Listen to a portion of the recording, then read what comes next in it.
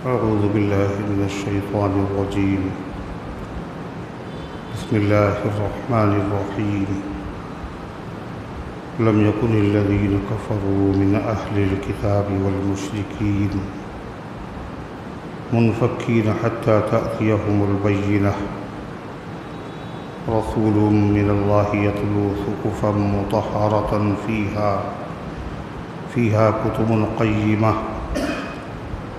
وما تفرق الذين أوتوا الكتاب إلا من بعد ما جاءتهم البينة وما أمروا إلا ليعبدوا الله مخلصين له الدين حنفاء ويقيموا الصلاة ويؤتوا الزكاة وذلك دين القيمة إن الذين كفروا من أهل الكتاب والمشركين في نار جهنم خالدين فيها أولئك هم شر البرية إن الذين آمنوا وعملوا الصالحات أولئك هم خير البرية جزاؤهم عند ربهم جنات عدن تجري من تحتها الأنهار خالدين فيها أبدا رضي الله عنهم ورضوا عنه ذلك لمن خشي ربه صدق الله العظيم. محترم حضرات، سامعین کرام، حاضرین مسجد، عزیزوں اور بزرگوں، یہ قرآن مقدس کے 30ویں پارے کی سورہ بینہ کی پاکیزہ نورانی مبارک بعظمت آیتیں ہیں۔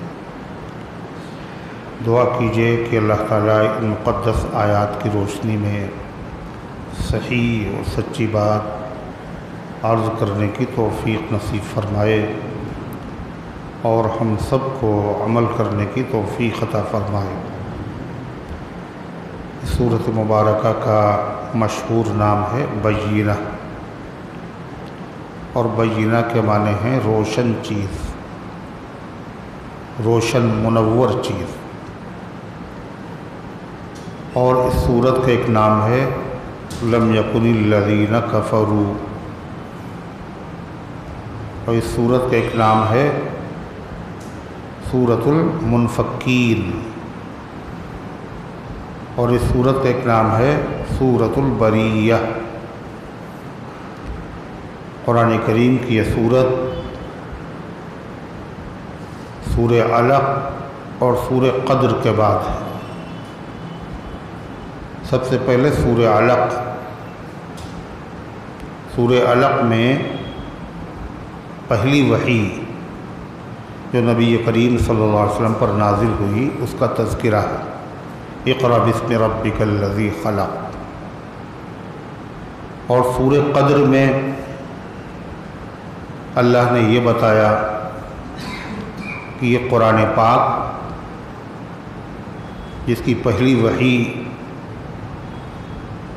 نبی کریم صلی اللہ علیہ وسلم پر نازل ہوئی، یہ قرآن نازل کب ہوا؟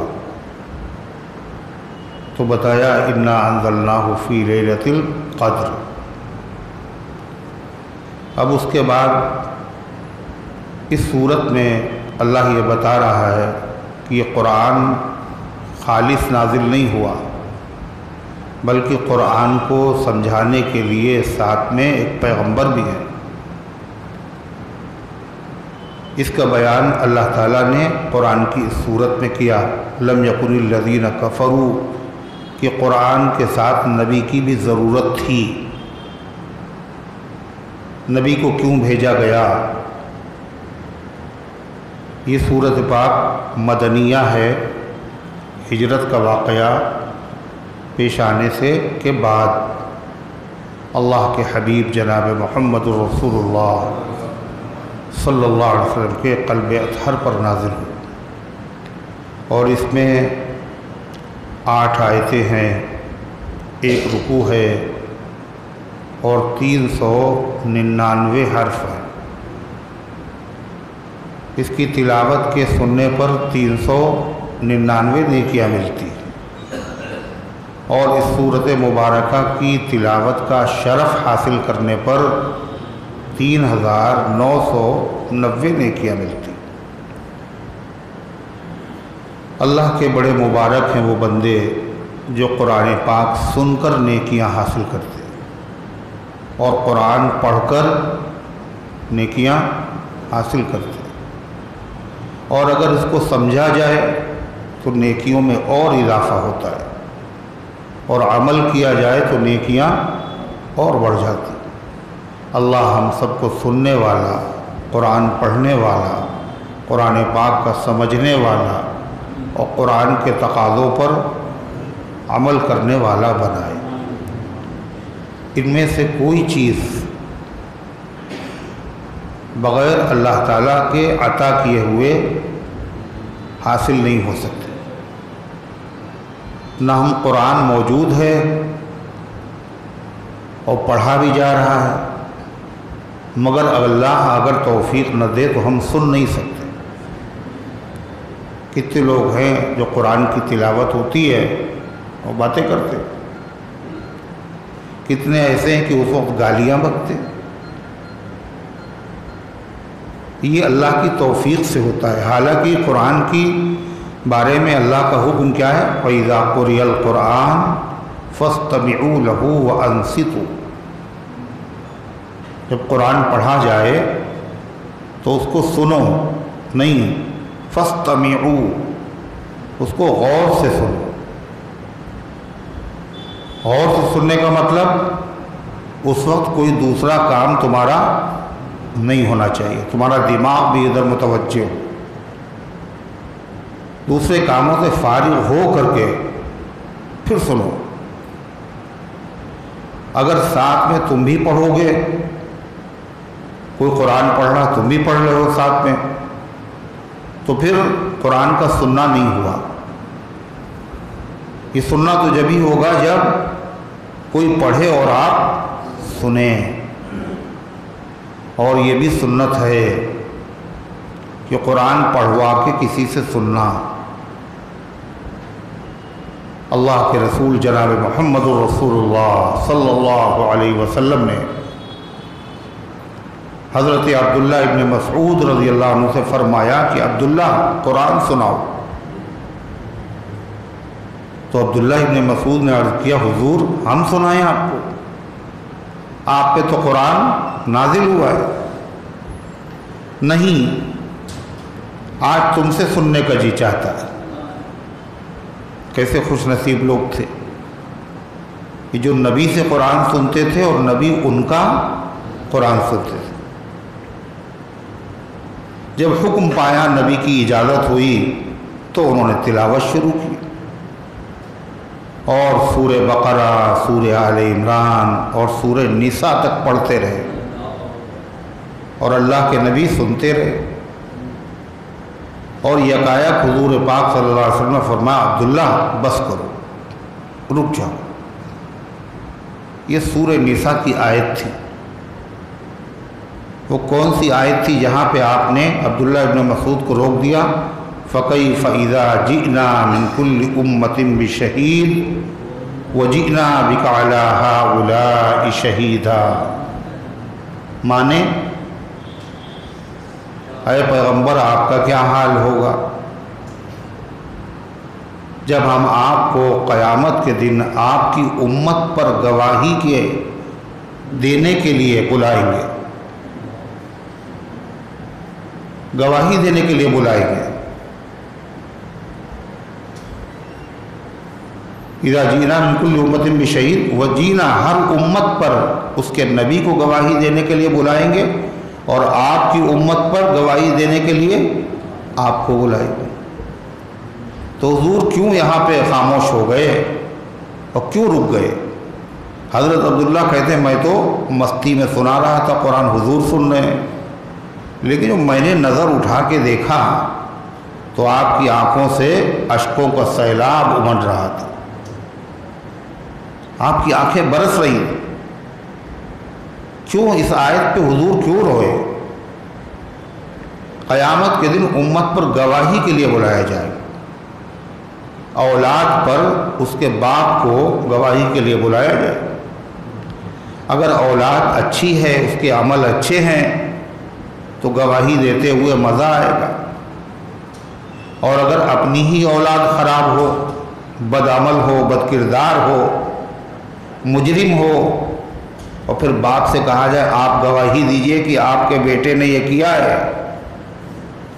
تو باپ کے دل پہ کیا گزرے گی؟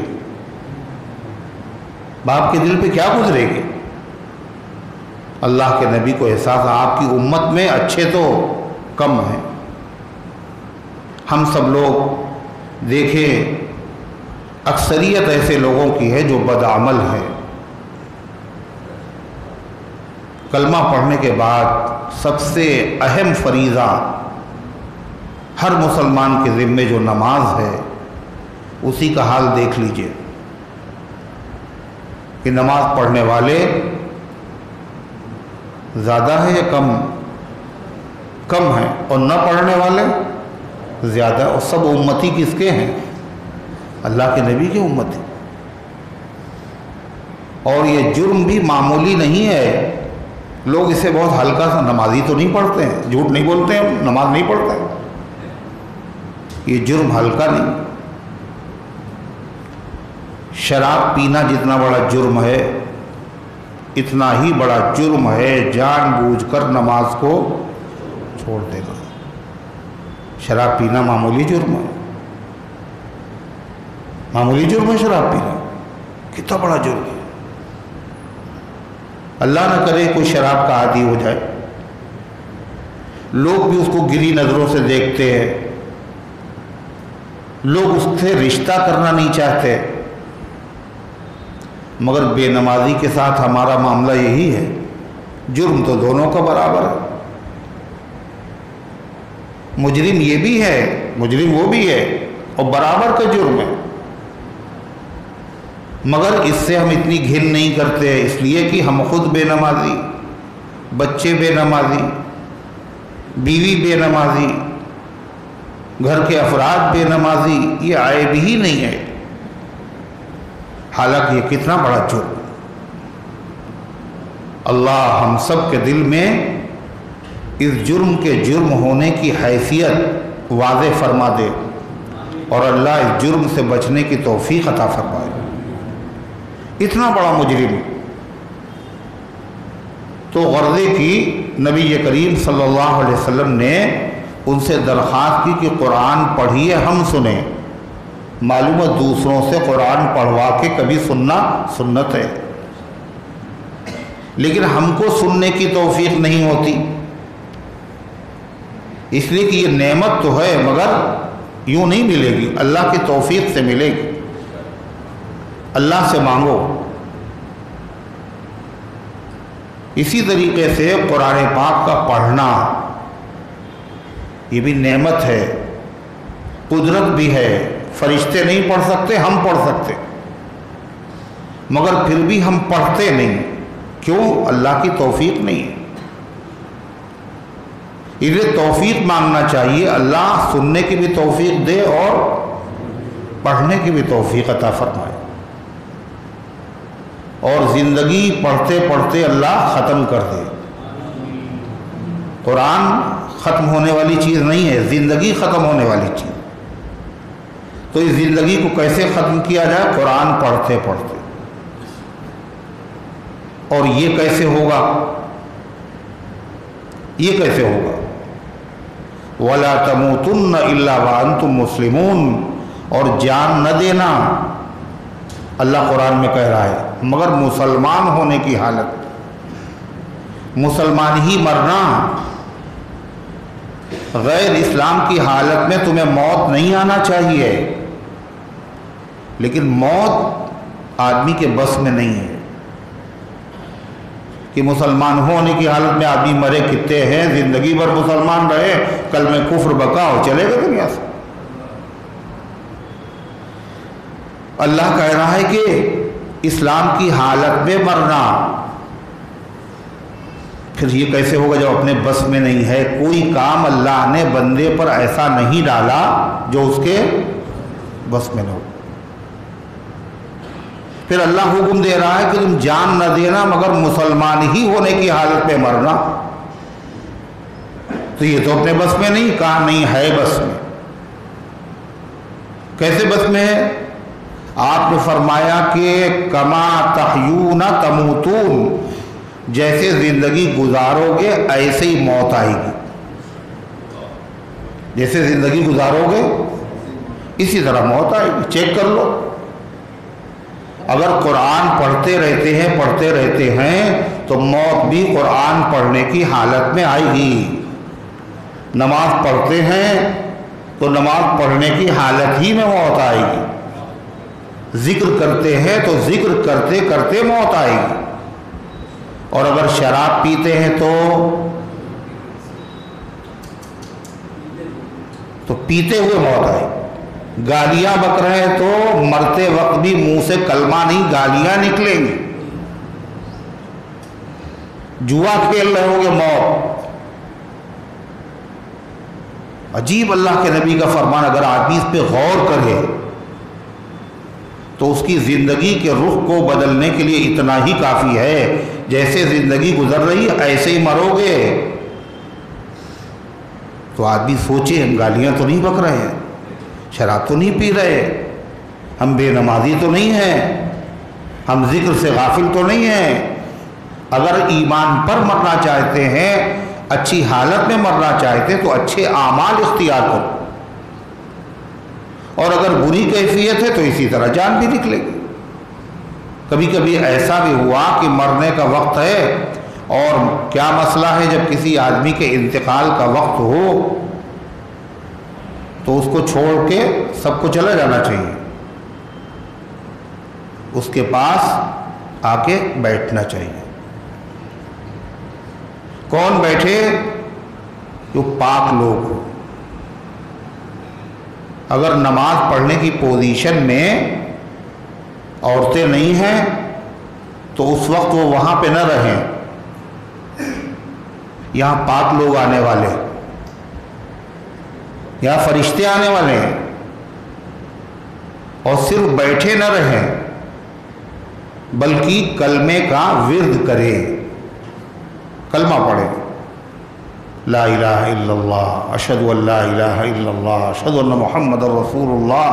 اتنی آواز میں پڑھیں کہ یہ جو مریض ہے یہ بھی سن لے. اس سے نہ کہیں کہ کلمہ پڑھو, اس لیے وہ وقت بڑا سخت ہوتا ہے. اور کبھی کبھی آدمی اس سخت وقت میں یہ بھی کہہ سکتا نہیں پڑھیں گے کلمہ, تو اس طرح دنیا سے جائے گا. ذریعہ کون بنا؟ آپ بنے. آپ نے اصرار کیا, آپ نے دباؤ ڈالا, کلمہ پڑھو کلمہ پڑھو کلمہ پڑھو, تو نہیں پڑھیں گے. یہ کہیے نہیں, صرف خود پڑھیے, وہ سنیں. اللہ نے توفیق دی تو کلمہ پڑھ لے, اور آپ ذریعہ بن جائیں گے. اس کو کہتے ہیں تلقین. کیا کہتے ہیں؟ تلقین. تلقین مانے سکھانا. اس کو کلمے کی تلقین کی جا رہی ہے. لقنوا موتاکم بلا الہ الا اللہ. حضور پاک صلی اللہ علیہ وسلم نے فرمایا اپنے مرنے والوں کو لا الہ الا اللہ کی تلقین کیا کرو, یعنی ان کو سکھایا کرو. جب دنیا سے جا رہے ہو تو کلمہ سکھاؤ, اور جب دنیا میں آئے بچے اور جب بولنے لگے, ان کی زبان ٹوٹنے لگے اور لفظ نکلنے لگے تو ان کو کیا سکھاؤ؟ کلمہ سکھاؤ. جب بولنے لگے تو کلمہ سکھاؤ, جب دنیا سے بول بند ہونے لگے تو کلمہ سکھاؤ. اس لیے من کان آخر کلامہ لا الہ الا اللہ دخل الجنہ. جس کی زبان سے آخری بول نکلا لا الہ الا اللہ, وہ جنت میں داخل ہو جائے. ایک بزرگ تھے محدث. محدث کہتے ہیں حدیث پڑھانے والے. اور وہ جیسے زندگی گزارو گے ویسے ہی موت آئے گی. زندگی بھر حدیث پڑھاتے رہے, اور حدیث پڑھاتے پڑھاتے ان کا انتقال ہوا. اور کیسے انتقال ہوا؟ وہ حدیث کون سی پڑھا رہے تھے؟ یہی والی کون سی؟ من کان آخر کلامہ لا الہ الا اللہ دخل الجنہ، جس کے منہ سے آخری بول نکلے لا الہ الا اللہ، وہ جنت میں۔ یہ حدیث پڑھا رہے تھے، تو اس حدیث کو جب انہوں نے پڑھا اور جیسے ہی اتنا کہا من کان آخر کلامہ لا الہ الا اللہ، جان نکل گئی۔ آگے حدیث بھی پوری نہیں ہوئی، آگے حدیث میں کیا ہے؟ وہ جنت میں داخل ہو گیا۔ تو انہوں نے نہیں کہا یہ جنت میں داخل ہو گیا، یہ تو فرشتوں نے کہا وہ جنت میں داخل ہو گیا، جو سننے والے تھے انہوں نے کہا۔ تو جیسا وقت ہوتا ہے آدمی کو وہ ایسے وقت میں تلقین کرنا چاہیے، زور زور سے پڑھنا چاہیے، لیکن اصرار نہیں کرنا چاہیے۔ کبھی کبھی ایسے وقت میں اگر کسی کی زبان سے کوئی کلمہ نکلے بھی تو ہنگامہ نہیں مچانا چاہیے کہ وہ تو پتہ ہے مرے تھے تو یہ کہہ دیا تھا اور ان کا آخر وقت میں یہ منہ مت کہو کسی سے۔ ایک بزرگ کے ساتھ یہی معاملہ ہوا، آخر وقت اور سارے مریدین پڑھ رہے ہیں لا الہ الا اللہ لا الہ الا اللہ، وہ کیا کہہ رہے ہیں؟ ابھی نہیں۔ وہ کیا کہہ رہے ہیں؟ ابھی نہیں۔ اب سارے لوگ پریشان، اتنے بڑے بزرگ ہیں، بتائیے اخیر وقت ہے، بجائے کلمہ پڑھنے کے کہہ رہے ہیں ابھی نہیں ابھی نہیں ابھی نہیں۔ خیر وہ کیفیت ان کی ختم ہو گئی، ان کی موت نہیں آئی تھی، کیفیت ایک تاریخ ختم ہو گئی۔ تو کسی نے ہمت کر کے پوچھا حضرت ہم لوگ کلمہ پڑھ رہے تھے اور آپ یہ کہہ رہے تھے ابھی نہیں ابھی نہیں۔ کہنے تمہیں کیا معلوم،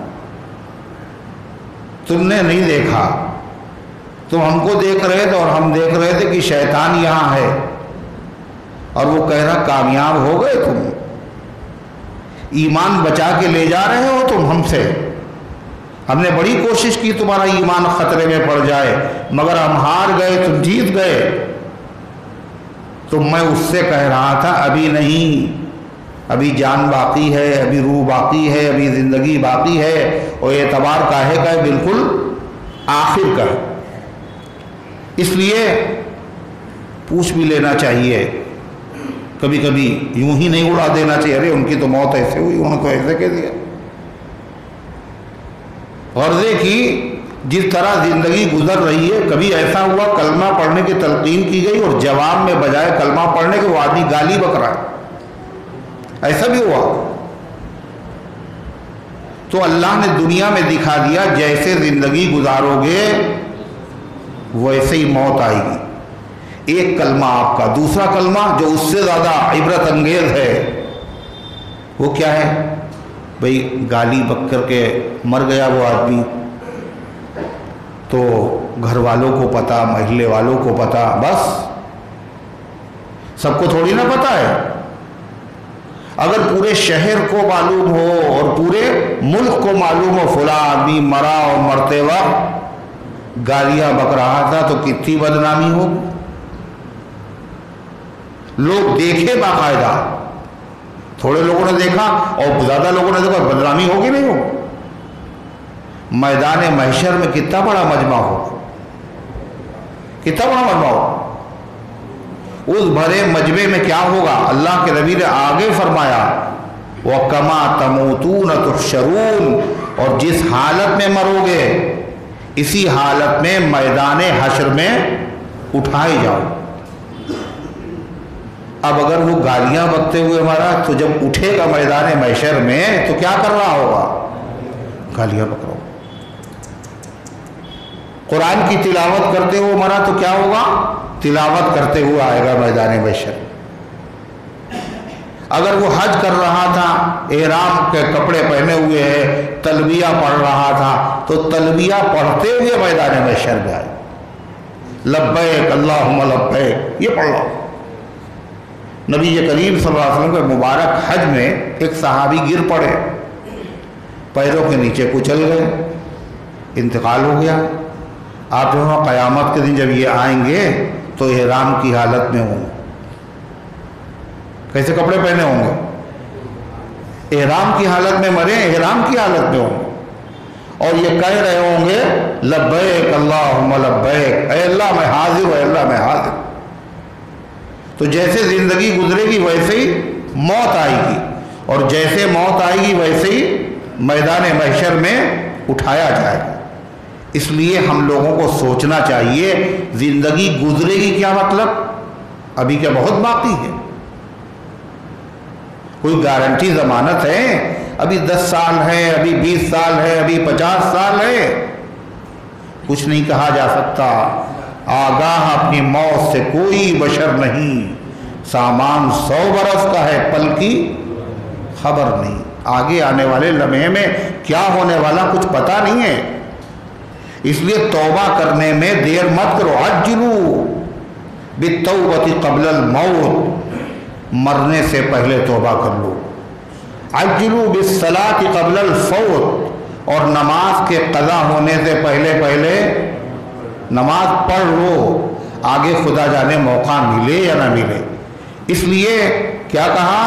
نہ ہم سن سکتے ہیں قرآن اپنی مرضی سے، اور نہ پڑھ سکتے ہیں خود سے، اس لیے اللہ سے توفیق مانگو۔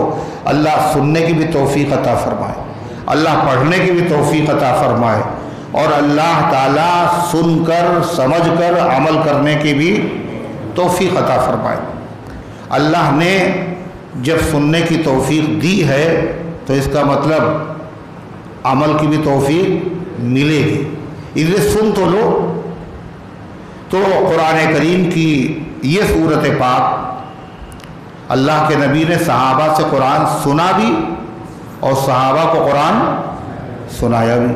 قرآن کی یہ سورت وہ ہے کہ حضور پاک صلی اللہ علیہ وسلم نے ایک صحابی کو باقاعدہ بلا کے سنائی تھی۔ کیا نام تھا ان صحابی کا؟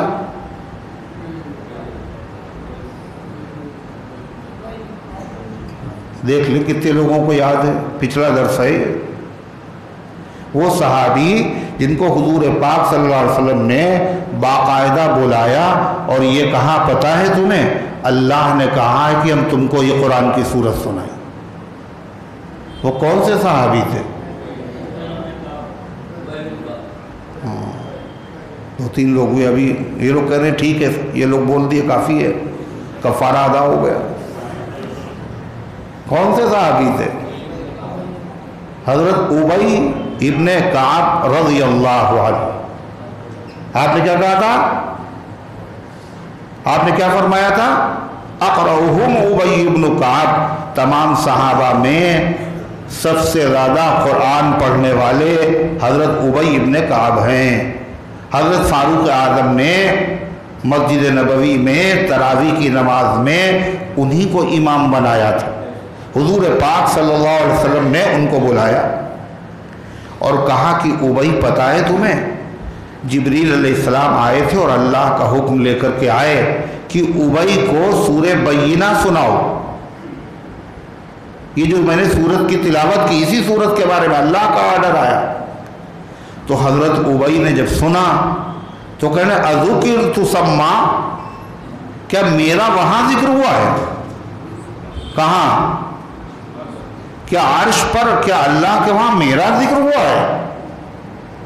یہ کتنی بڑی سعادت کی بات ہے۔ اگر کسی آدمی کا نام پیپر میں چھپ جاتا ہے تو وہ سب کو دکھاتا، سارے پیپر خرید لیتا ہے، دیکھیے ہے۔ اور اللہ عرش و کرسی کا مالک جس بندے کا نام لے باقاعدہ اور کہے اپنے نبی سے ان کو سناؤ، یہ کتنی بڑی سعادت ہے اور کتنی خوش نصیبی کی بات ہے۔ تو حضرت ابی ابن کعب نے کہا ذکر تو سما، میرا وہاں ذکر ہوا ہے۔ کیا کہا؟ مجھ سے بہتر ذکر میرا ہے جو اس محفل میں ہے، مجھ سے بہتر ذکر میرا ہے جو اس محفل، ہم تو نہیں ہیں وہاں، مگر میرا ذکر اچھا ہے کہ کم سے کم میرا ذکر تو وہاں ہو رہا ہے۔ ہم نہیں پہنچ پائے مدینے، حضور کے روضے پہ ہم نہیں پہنچے، مگر ہمارا نام تو وہاں لیا جا رہا ہے، یہ کیا کم ہے؟ اور عجیب چیز ہے یہ، جو چاہے کہ اللہ کے نبی صلی اللہ علیہ وسلم کے روضے پر مدینے میں اس کا نام لیا جائے، اور صبح لیا جائے اور شام کو لیا جائے اور پانچوں نمازوں کے وقت لیا جائے۔ جو یہ چاہتا ہو وہ اپنی یہ تمنا پوری کر سکتا ہے۔ کون کر سکتا ہے؟ مولانا ہو وہی کر سکتے ہیں کیا؟ کون کر سکتا ہے؟ ہر آدمی کر سکتا ہے کہ ہم تو نہیں پہنچے مدینے، مگر ہمارا نام حضور کے سامنے لیا جا رہا، اور لے کون رہا ہے؟ فرشتہ۔ اور کہاں لے رہا ہے؟ حضور پاک صلی اللہ علیہ وسلم کے مبارک روضے پر۔ اور کیا کہہ رہا ہے؟ اے اللہ کے پیغمبر، آپ کے فلاں امتی نے جس کا نام یہ ہے اور جس کے والد کا نام یہ ہے، اس نے آپ کی خدمت میں درود پاک کا ہدیہ بھیجا ہے، درود پاک کا ہدیہ بھیجا ہے۔ یہ سعادت معمولی ہے؟ کون کون چاہتا ہے ہمارا نام حضور صلی اللہ علیہ وسلم کے روضے پہ لیا جائے؟ یہ سبھی چاہتے ہیں۔ کتنے پیسے لگیں گے بھائی؟ عمرہ کرنے جائیں گے تو اچھے خاصے پیسے چاہیے، اور بند بھی ہے عمرہ، ہے آج کل بند بھی ہے، پیسے بھی خرچ ہوں گے، یا پیسہ بھی نہیں خرچ ہوگا اور لاکھ پابندیاں ہوں، پھر بھی فرشتوں پہ کوئی تھوڑی پابندی، وہاں کرونا کا خطرہ تھوڑی ہے کوئی، فرشتے جا رہے ہیں۔ ان کی اللہ تعالیٰ کو کتنا پیار ہے اپنے محبوب سے، اور اللہ کتنا چاہتا ہے۔ اللہ چاہتا ہے کہ اللہ کے بندے نبی پر درود و سلام بھیجا کریں۔ اللہ نے اسی کام کے لیے کچھ فرشتے خاص طور سے مقرر کر دیے، ان کی ڈیوٹی لگا دی، تمہارا کوئی کام نہیں ہے، بس یہ دیکھو درود کون پڑھ رہا ہے، درود کون پڑھ رہا ہے، کون پڑھ رہا ہے، کون پڑھ رہی ہے، جو پڑھ رہا ہو تمہارا کام ہے نبی کے روضے پہ لے جاؤ۔ تو میاں کتنی خوش نصیبی کی بات ہے، ہم تو یہاں ہیں مگر ہمارا نام روزانہ نبی کے روضے پہ لیا جا رہا ہے، فرشتہ نام لے رہا ہے، اور خالی بات نام کی نہیں ہے۔ کیا چاہتے ہو؟ بڑے پیر صاحب کی دعا ملے، جنید بغدادی کی دعا ملے، قاری صدیق صاحب بانوی رحمۃ اللہ علیہ کی دعا ملے، مولانا عبدالشکور فاروقی کی دعا ملے، مولانا علی میاں صاحب کی دعا ملے، حضرت شاہ امینہ رحمۃ اللہ علیہ کی دعا ملے، یہ سب تو قبروں میں آرام کر رہے ہیں۔ اگر تم یہ چاہتے ہو کہ نبی سے ہم دعا کروا لیں، اللہ کے نبی سے ہم دعائیں لے لیں، تو اللہ کے نبی سے ہم دعائیں لے سکتے ہیں، اللہ کے نبی سے دعائیں کرا سکتے ہیں۔ اور حضور پاک صلی اللہ علیہ وسلم اگر دعا دیں گے تو بتاؤ قبول ہوگی یا نہیں؟ بتائیے، ہوگی نا؟ تو پھر کون کون چاہتا ہے؟ حضور سے دعا کون لینا چاہتا ہے؟ حضور کی دعائیں قبول ہوں۔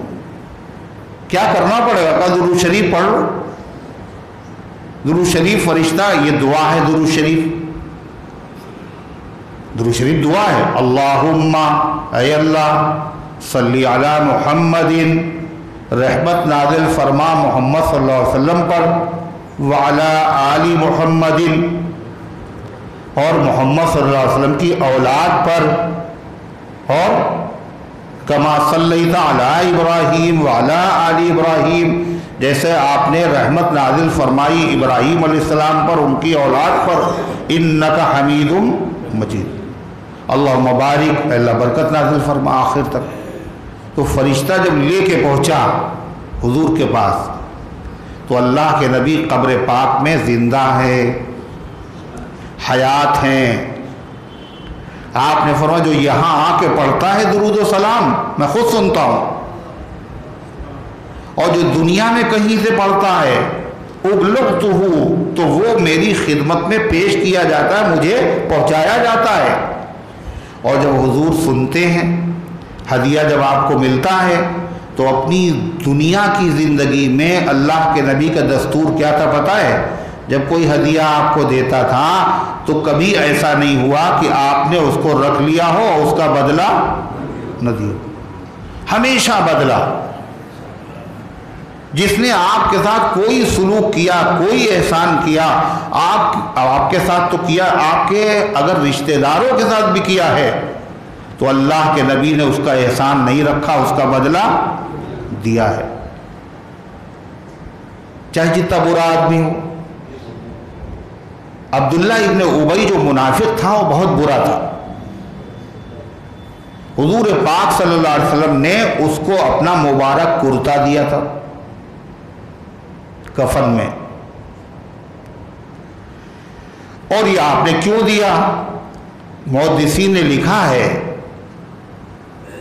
حضور پاک صلی اللہ علیہ وسلم کے چچا حضرت عباس رضی اللہ عنہ غزوہ بدر میں قیدیوں میں آئے تھے، قید ہو کے آئے تھے، گرفتار ہو کے، کفر کا عالم میں تھے، کافروں کی طرف سے لڑنے آئے تھے.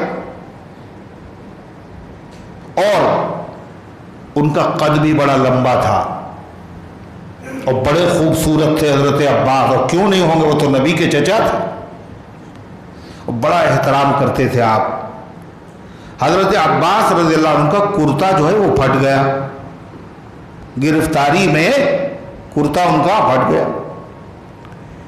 نبی کے چچا کا کرتا پھٹ گیا تو صحابہ اپنے اپنے کرتے لے کے آئے تاکہ یہ پہن لیں، مگر کسی کا کرتا ان کے جسم پر فٹ نہیں آیا.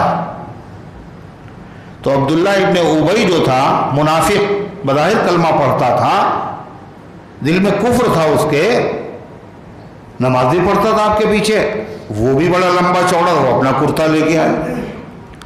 وہ کرتا حضرت عباس کے جسم پر فٹ آ گیا.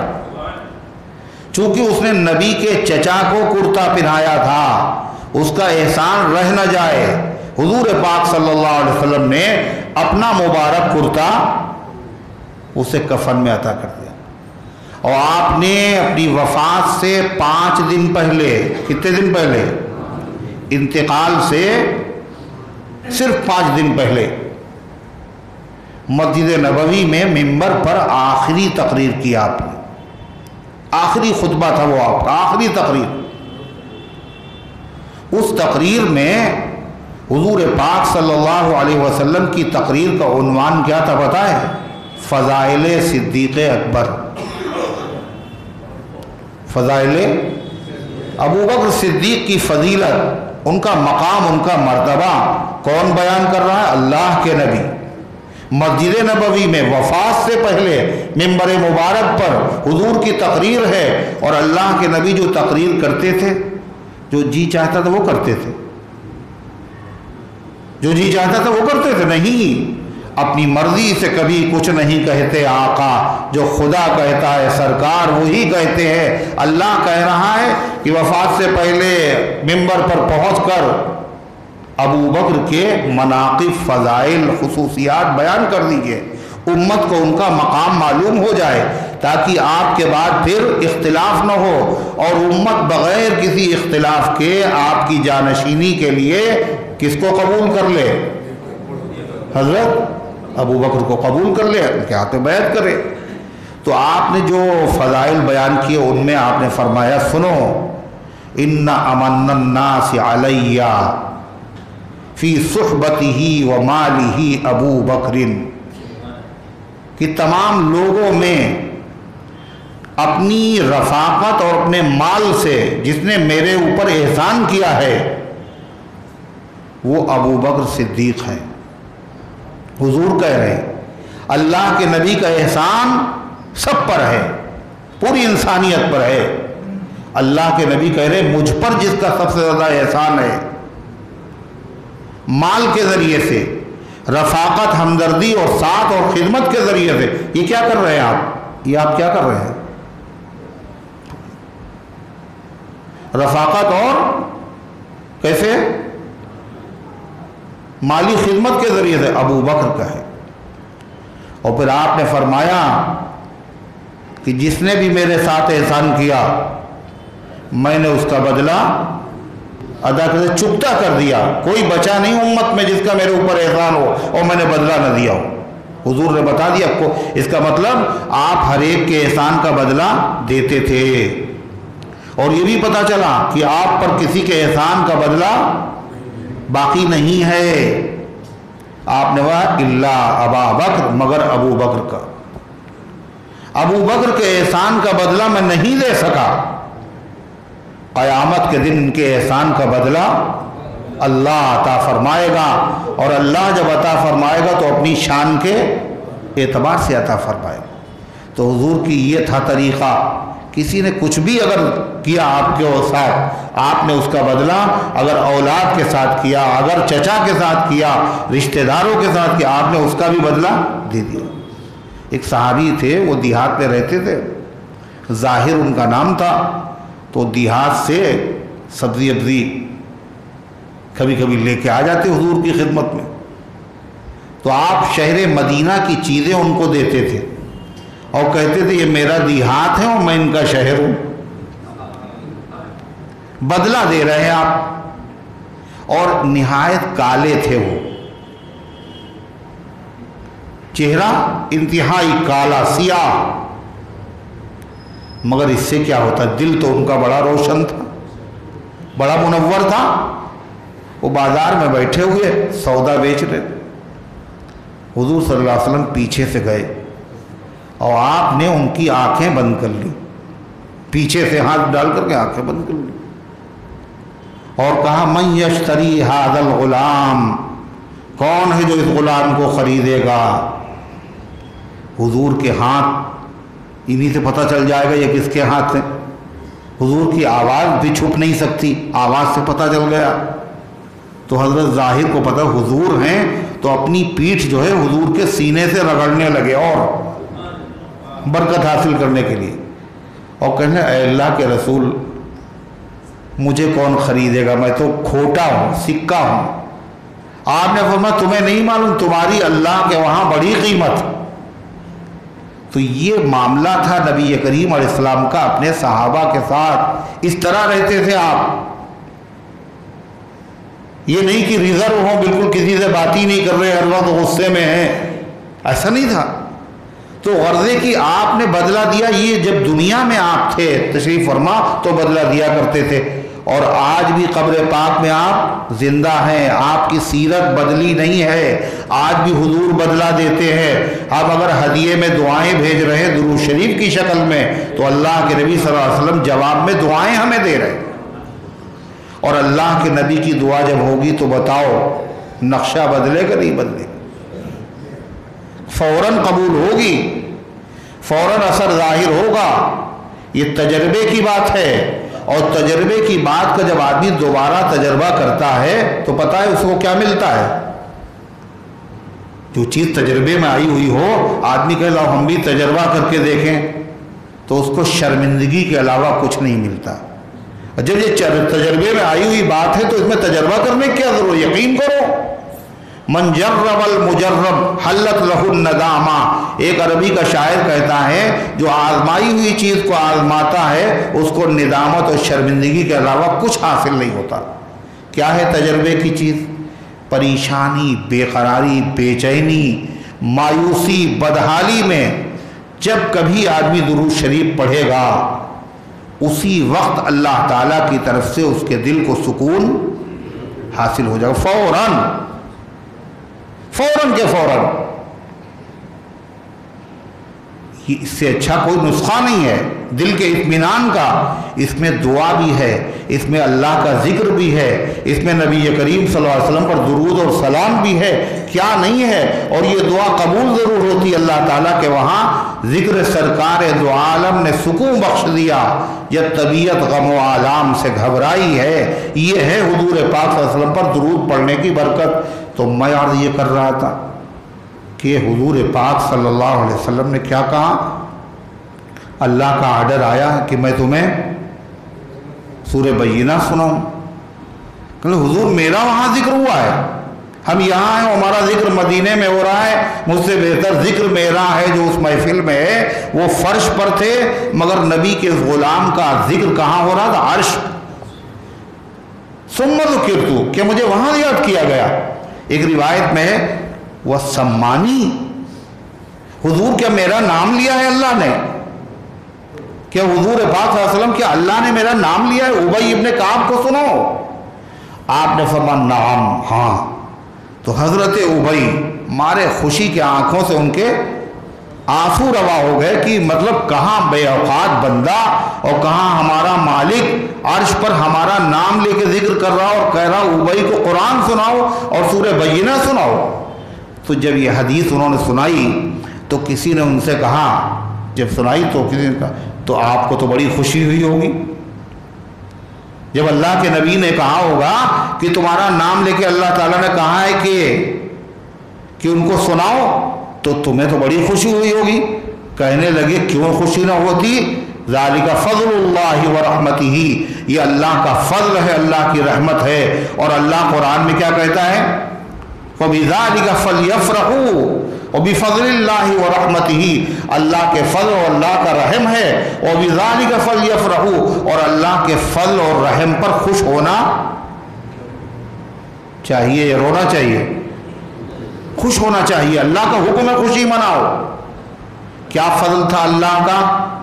قرآن کی اس آیت میں مراد ہے فضل سے، اللہ کے فضل اور رحمت سے مراد کیا ہے؟ قرآن کا علم۔ کیا مراد ہے؟ قرآن کا علم اللہ کا فضل ہے، قرآن کا علم اللہ کی رحمت ہے۔ حفظ قرآن ہو جائے، قرآن کی تلاوت کا شرف حاصل ہو جائے، قرآن کے معانی و مطالب معلوم ہو جائے، یہ اللہ کی رحمت ہے، رحمت اللہ کا فضل ہے۔ اور رحمان علم القرآن، رحمان وہ ہے جس نے قرآن سکھایا۔ اور جب اللہ کا فضل حاصل ہو، رحمت حاصل ہو، تو پھر آنسو بہانا چاہیے، رونا چاہیے، کیا ہونا چاہیے؟ فَلِذَالِكَ فَلْيَفْرَحُوا، اللہ کہتا ہے یہ وہ نعمت ہے جس پر خوش ہونے والوں کو خوش ہونا چاہیے۔ لوگ کائے پہ خوش ہو رہے؟ کائے پہ خوش ہو رہے؟ دولت مل جائے، بلڈنگ مل جائے، اعلیٰ درجے کی کار گاڑی مل جائے، اللہ کا دیکھو کچھ نہیں۔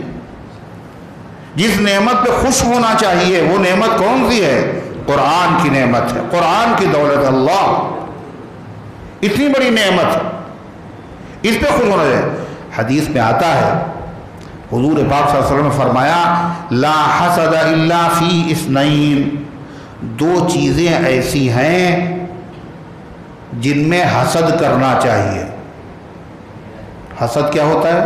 بہت بڑا گناہ ہے، دوسرے کی نعمت کو دیکھ کے دل میں جلنا، اس سے یہ نعمت چھن جائے، اس کو حسد کہتے ہیں۔ سب سے پہلے یہ گناہ آسمان پر ہوا اور سب سے پہلے زمین پر ہوا، اور یہ اس طرح نیکیوں کو کھا جاتا ہے جیسے لکڑیوں کو آگ کھا جاتی ہے۔ تو حضور کہہ رہے ہیں حسد کرنا چاہیے؟ نہیں، حسد کے معنی ہے یہاں رشک۔ کیا ہے؟ دو لفظ ہوتے ہیں عربی میں، ایک حسد ایک غبطہ، اسی کو رشک کہتے ہیں۔ حسد خراب ہے اور رشک اچھا ہے۔ حسد میں کیا ہوتا ہے؟ کسی کی نعمت اور ترقی کو دیکھ کر جلنا اور یہ تمنا کرنا کہ ہمیں چاہے نہ ملے مگر اس کے پاس سے کیا ہو جائے؟ چھن جائے۔ یہ بہت خراب ہے۔ کسی نے کسی کبڑے سے پوچھا کیا چاہتے ہیں آپ کا کوبڑ اچھا ہو جائے یا پوری دنیا کبڑی ہو جائے؟ کہنے پوری دنیا کبڑی ہو جائے، ہم یہی چاہتے ہیں۔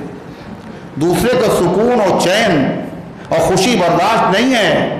حسد بڑی خطرناک بیماری ہے۔ وَمِن شَرِّ حَاسِدٍ إِذَا حَسَدَ، اللہ کہتا ہے پناہ مانگو خدا سے تو حسد سے بچو گے۔ وَمِن شَرِّ حَاسِدٍ، اے اللہ حسد کرنے والے کے حسد سے، جلنے والوں کے جلنے کی شرارت سے اللہ ہماری حفاظت فرما۔ تو اللہ کے نبی حسد کرنے کی کیسے اجازت دیں گے؟ رشک، رشک کسے کہتے ہیں؟ دوسرے کی نعمت کو دیکھ کر تمنا کرنا، اے اللہ جیسے آپ نے ان کو دیا ہمیں بھی دے دیجئے، جیسی نعمت ان کو، چاہے دین کی نعمت ہو چاہے دنیا کی نعمت ہو، یہ نہیں کہ ان سے چھن جائے، اے اللہ جیسے ان کو دیا ہمیں بھی ملے، یہ رشک۔ تو حضور نے فرمایا دنیا میں نعمتیں خدا کی ہزاروں ہیں، لاکھوں ہیں، کروڑوں ہیں، مگر ایسی نعمت جس پر بندوں کو رشک کرنا چاہیے کہ یہ ہمیں بھی مل جائے، وہ دو نعمتیں کہیں وہ بولو، صرف دو، حضور نے بتایا دو ہیں۔ ان کو دیکھ کے تمنا کرو کہ ہاں یہ ہمیں بھی مل جائے۔ وہ دو کیا ہیں؟ فرمایا ایک تو جس کو اللہ تعالیٰ نے حکمت یعنی قرآن کا علم دیا ہو اور وہ خود بھی اس سے فائدہ اٹھاتا ہو اور اللہ کے بندوں میں بھی تقسیم کرتا ہو اور لوگوں کو بھی اس سے فائدہ ہوتا ہو، اور دوسرے اللہ نے جس کو دولت دی اور دولت کو وہ ڈھونڈ ڈھونڈ کے نیک کاموں میں خرچ کرتا ہو۔ فرمایا یہ دو آدمی ایسے ہیں جن کو دیکھ کر بندوں کو تمنا کرنا چاہیے کہ اے اللہ مجھے بھی تو کیا ہے قرآن وہ نعمت ہے. تو غرض ہے کہ حضور پاک صلی اللہ علیہ وسلم کو یہ سورت سنائی. کیا ہے اس سورت میں اللہ کیا فرماتا ہے؟ لم یکن الذین کفروا من اہل الکتاب والمشرکین، نہیں تھے کافر اہل کتاب میں سے اور مشرکوں میں سے، منفقین باز آنے والے، کفر سے شرک سے باز آنے والے نہیں تھے. اتنے گہرے مریض تھے یہ، اچھے ہونے والے نہیں تھے. اتنی گمراہی کے دلدل میں پھنسے ہوئے تھے کہ اس سے یہ نکلنے والے نہیں تھے. کون؟ کافر. کون سے کافر؟ دو طرح کے کافر تھے. ایک وہ جو کسی نبی کو مانتے تھے اور آسمانی کتاب کو مانتے تھے، یعنی یہودی اور عیسائی. نبی کو بھی مانتے، موسیٰ علیہ السلام اور عیسیٰ علیہ السلام، کتاب بھی مانتے، توریت اور انجیل ماننے کا دعویٰ کرتے، مانتے نہیں ہیں. یہ بھی کافر. کیوں؟ کتاب کے باوجود ان کے عقیدے خراب. عیسیٰ علیہ السلام اللہ کے بیٹے ہیں یا خود خدا ہے یا خدائی کے پارٹنر ہیں. یہودی کہتے تو عزیر علیہ السلام اللہ کے بیٹے ہیں. کتاب کے باوجود، آسمانی کتاب کے باوجود کفر کی دلدل میں، شرک کی دلدل میں پڑے. دوسرے کون لوگ تھے کافر؟ جو آسمانی کتاب نہیں مانتے تھے، کسی نبی کو نہیں مانتے تھے. پوری دنیا میں کوئی آگ کی پوجا کر رہا ہے، کوئی ستاروں کی پوجا کر رہا ہے، کوئی بتوں کی پوجا کر رہا ہے، کوئی پانی کی پوجا کر رہا ہے، کوئی ہوا کی پوجا کر رہا ہے. غیر اللہ کی پوجا کرنے والے سب کے سب کفر میں مبتلا تھے. اللہ کے نبی کے دنیا میں آنے سے پہلے پوری دنیا میں اندھیرا، کہیں روشنی تھی ہی نہیں. اور اتنا خطرناک اندھیرا تھا کہ اس اندھیرے سے نکلنے کا فیصلہ کر چکے تھے. یہ کب بعد آنے والے نہیں تھے. کاہے کا انتظار تھا؟ حتی تأتیہم البینہ، یہاں تک کہ ان کے پاس روشن دلیل آ جائے. اگر روشن دلیل آ جائے تو ان کا کفر دھل سکتا تھا، یہ کفر کے اندھیرے سے نکل سکتے تھے. کیوں؟ ایک آدمی جو ہے وہ گدھے پہ سوار ہے اور اندھیرا بہت ہے، اور وہ سمجھ رہا ہم گھوڑے پہ سوار ہیں. آپ کہہ رہے جی نہیں یہ گدھا ہے، وہ کہ ہم نہیں مانیں گے، یہ تو گھوڑا ہے. کسی طرح ماننے کے لیے تیاری نہیں. یہ مانے گا کیسے؟ روشنی کر دی جائے، اجالا کر دیا جائے، وہ اپنی آنکھوں سے دیکھ لے صحیح کہہ رہی ہے دنیا، واقعی یہ گھوڑا ہم جسے سمجھ رہے تھے گھوڑا نہیں، یہ تو گدھا ہے. اتنا اندھیرا تھا، یہ اپنے کفر و شرک سے بعد آنے والے تھے ہی نہیں. حتی تأتیہم البینہ، یہاں تک کہ ان کے پاس روشن دلیل آ جائے، روشنی آ جائے. وہ روشن دلیل کون ہے؟ رسول من اللہ یتلو صحفا مطہرہ، یعنی ایسے رسول آ جائیں یتلو صحفا مطہرہ، جو تلاوت کرتے ہوں پاک صحیفوں کی. اور وہ کون ہیں؟ جناب محمد رسول اللہ صلی اللہ علیہ وسلم. پاک صحیفوں کی تلاوت یعنی ایسے صحیفوں کی تلاوت کرتے ہیں جو پاک ہیں، یعنی جن کے اندر گندگی، غلاظت، تبدیلی، تغیر، شیطانی خیالات، تحریف، تبدیلی کچھ نہیں ہو سکتا. قرآن ایسی کتاب ہے لا یاتیہ الباطل من بین یدیہ ولا من خلفہ، اس میں باطل نہ آگے سے آ سکتا ہے نہ پیچھے سے آ سکتا ہے، نہ اس کے معنی بدلے جا سکتے ہیں نہ اس کے الفاظ بدلے جا سکتے ہیں. جو بدلنے کی کوشش کریں گے ان کے سر زخمی ہو جائیں گے. مگر قرآن محفوظ تھا، محفوظ ہے اور محفوظ رہے گا. اس دنیا میں کوئی چیز محفوظ نہیں رہ سکتی. یہ قرآن کا معجزہ ہے. معجزہ مانے عاجز کر دے، ہو ہی نہ پائے کسی سے. اس دنیا میں مضبوط سے مضبوط، لوہا لاٹ سے لوہا لاٹ چیز، اس کو آپ بچا کے دکھا دیجئے، اس میں کبھی تبدیلی نہ ہو، بدلاؤ نہ ہو، خرابی نہ ہو. یہ بڑے بڑے محل، یہ قلعے، مضبوط قلعے اور حویلیاں سب کیا ہوئے؟ لونا لگ گیا، سب میں گر رہے ہیں. مگر قرآن کتنے سال ہوئے؟ 1400 سال ہو چکے ہیں، اور قیامت تک ایک حرف میں، ایک نقطے میں، ایک شوشے میں نہ فرق آیا ہے اور نہ آ سکتا ہے. وہ جس کا ایک نقطہ بھی نہ بدلے گا قیامت تک، وہ جس کی خود خدائے پاک کرتا ہے نگہبانی، وہ قرآن پاک ہے۔ پاک صحیفے کی آپ تلاوت کے، کیسا پاک صحیفہ کہ کسی بھی کتاب کو بغیر وضو آپ چھو سکتے ہیں، مگر قرآن وہ واحد کتاب ہے جس کو بغیر وضو کے نہیں چھو سکتے۔ اگر وضو نہیں ہے تو نہیں چھو سکتے، مگر زبانی پڑھ سکتے۔ لیکن اگر بڑی ناپاکی ہے یعنی نہانا فرض ہے تو چھو بھی نہیں سکتے اور زبان سے پڑھ بھی نہیں سکتے۔ ایسی پاک کتاب، وہ خواتین جو نماز پڑھنے کی پوزیشن میں نہیں ہیں، اس حالت میں غسل کرنے کے باوجود وہ قرآن کی تلاوت نہیں کر سکتی ہیں۔ یہ کیا ہے؟ یتلو صحفا مطہرہ، وہ ایسا رسول آ جائے، واضح دلیل، روشن دلیل آ جائے، یعنی وہ عظیم الشان پیغمبر آ جائیں۔ کیسے پیغمبر؟ یتلو صحفا مطہرہ، جو پاک صحیفوں کی تلاوت کر رہے ہوں۔ کیسے پاک صحیفے؟ فیہا کتب قیمہ، ان پاک صحیفوں میں قیمتی کتابیں ہیں۔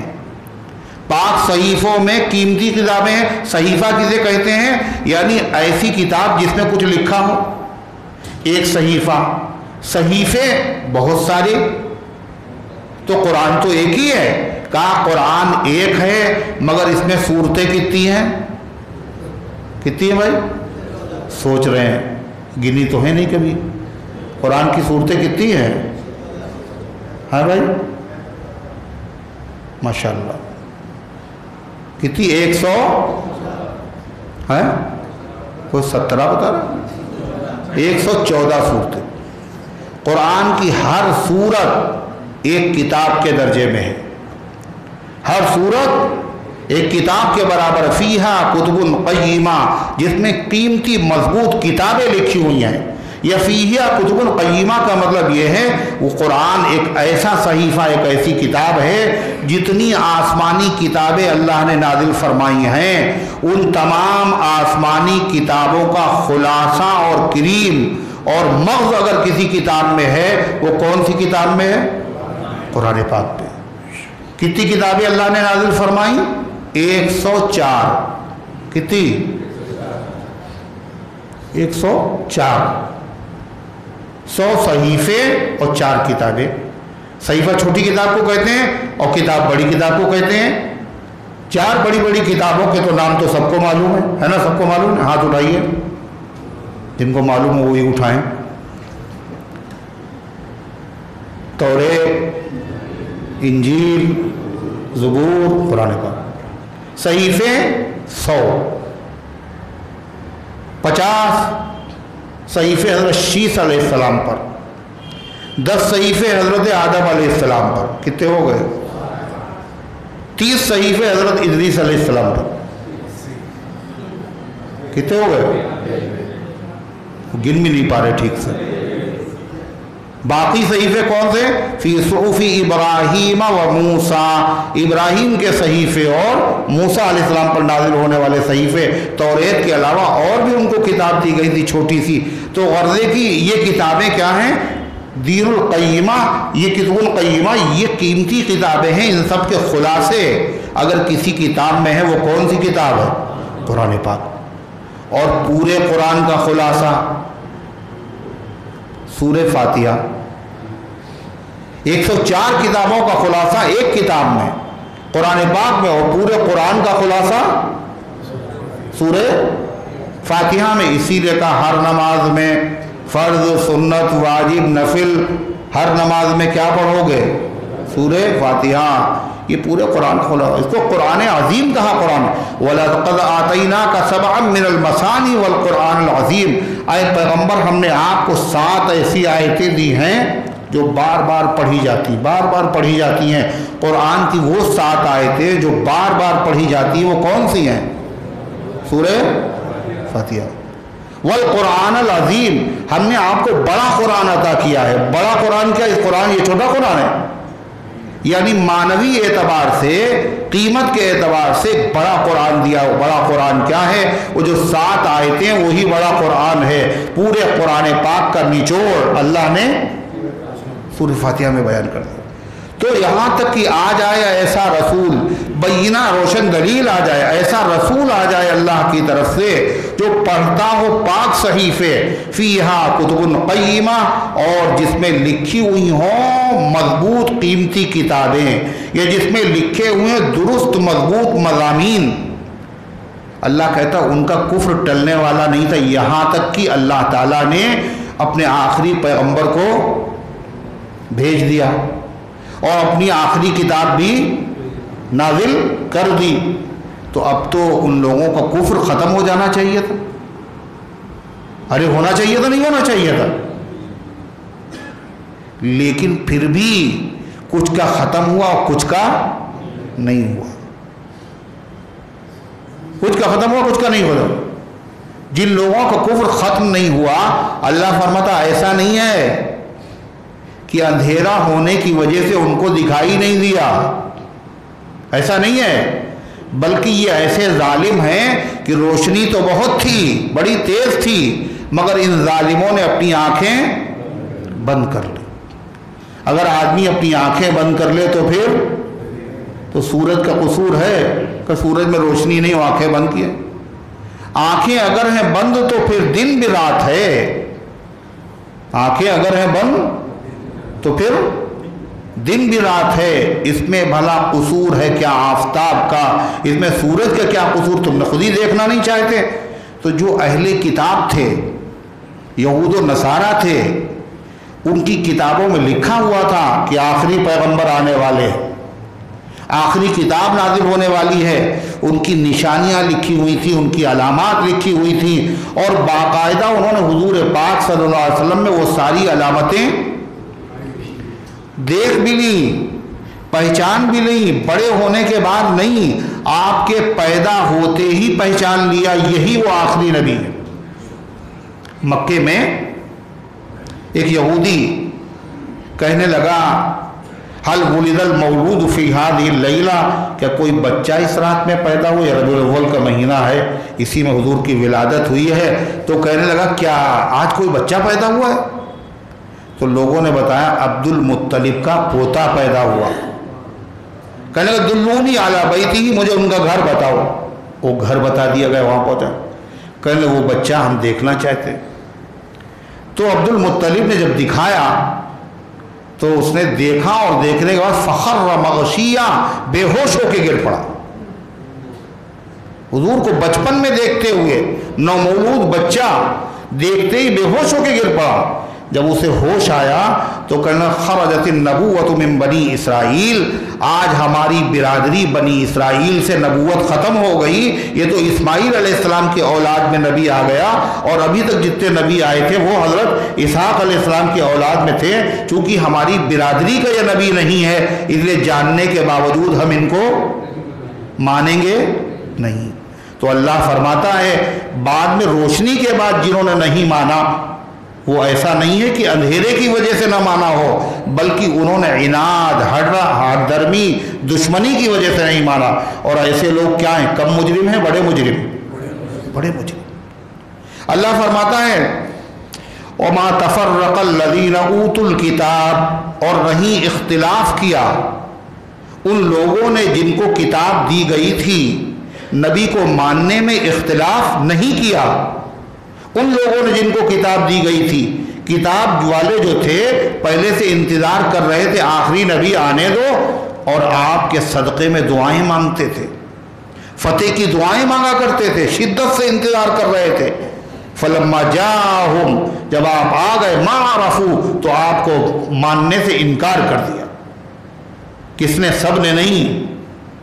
جن کے دل میں عناد تھا، ہٹ دھرمی تھی. کیا پتا چلا؟ کافر دو طرح کے ہوتے ہیں، ایک جاہل اور ایک متجاہل. ایک جاہل، ایک معاند.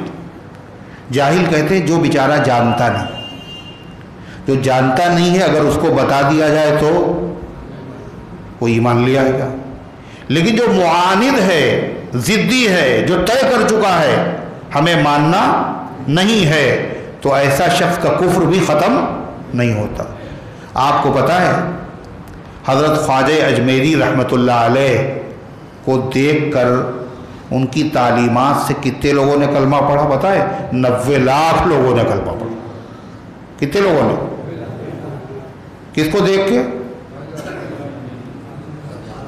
حضرت خواجہ معین الدین چشتی اجمیری رحمۃ اللہ علیہ کو دیکھ کر، ان کی تعلیمات کو سمجھ کر 90 لاکھ لوگوں نے کلمہ پڑھا۔ مسلمانوں نے نہیں لکھا ہے، یہ دین کے دشمن انگریزوں نے لکھا ہے۔ کتنے لوگوں نے؟ 90 لاکھ لوگوں نے چہرہ دیکھا، پڑھ لیا کلمہ۔ علامہ انور شاہ کشمیری جو دارالعلوم دیوبند کے محدث تھے، ان کے چہرے کو دیکھ کر لاہور کے اسٹیشن پر جو اس کا گارڈ تھا ریلوے کا، اس نے کلمہ پڑھ لیا۔ تو ان لوگوں کا جو چہرہ تھا نبی کریم علیہ السلام کے چہرے کے یعنی ہزاروں ذرے کے بعد ایک ذرہ بھی تھا جو ان کو نصیب ہو گیا تھا۔ ان کے چہرے کو دیکھ کر اتنے لوگوں نے کلمہ پڑھ لیا، اور اللہ کے نبی کا چہرہ کیسا ہوگا سوچیے آپ۔ جب نبی کے غلاموں کے غلاموں کے غلاموں کے غلاموں کے غلاموں کا چہرہ ایسا ہے، جب نام عمر سن کے اکرم شاہان جہاں تھراتے تھے، انصاف سے کہہ دو آقا کے دربار کا عالم کیا ہوگا۔ جب حضرت عمر کا یہ عالم ہے تو حضور کا عالم کیا ہوگا۔ جب حضور کے غلاموں کا چہرہ اتنا نورانی تھا تو سوچئے جناب محمد رسول اللہ صلی اللہ علیہ وسلم کا چہرہ کتنا نورانی ہوگا۔ مگر حضور کے چہرے کو ابو جہل نے دیکھا، ابو لہب نے دیکھا، اور عتبہ شیبہ نے دیکھا، اور بہت قریب سے دیکھا، رشتہ داروں نے دیکھا، گود میں کھلایا، آپ کی ولادت کی خوشی میں اپنی باندی کو آزاد کر دیا، مگر اس کے باوجود کلمہ انہوں نے نہیں پڑھا۔ یہ کیا بات ہے؟